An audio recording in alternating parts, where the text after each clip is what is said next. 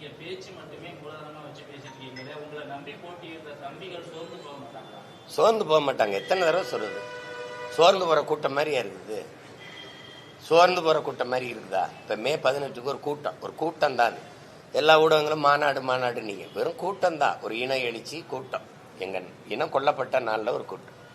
எத்தனை ஆயிரம் பேர் கூடாங்க. ₹1 நாங்க காசு கொடுக்கல. அவங்களே பேருந்து பிடிச்சு அவங்களே வாகனங்களை வச்சு எங்க பிள்ளைகள் வந்து கூடாங்க. சோற கூட்டம் அது. 5வது முறையும் இத்தனை 4 முறை பொது தேர்தலில் தோத்துருக்கேன். உள்ளாட்சியில தோத்துருக்கோம். கேளுங்க, இடைத்தேர்தல் எல்லாம் போட்டிட்டு இருக்கோம். தோல்வி கண்டு அஞ்சிருக்காங்க. அதிமுக போட்டியிடாம விலகி இருக்குது இடைத்தேர்தலில். ஆளுங்கட்சி திமுக ஆளுங்க அதிமுக ஆளும்போது திமுக இடைத்தேர்தலில் போட்டியிடாம விலகி இருக்குது. ஆனா நாங்க எந்த இதுவும் இல்லாத சின்ன பசங்க தான்.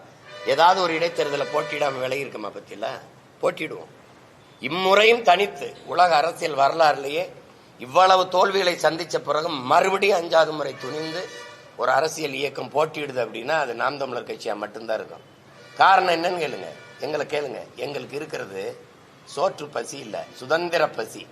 வயிற்று பசி இல்ல, எம் இன வரலாற்றின் பசி.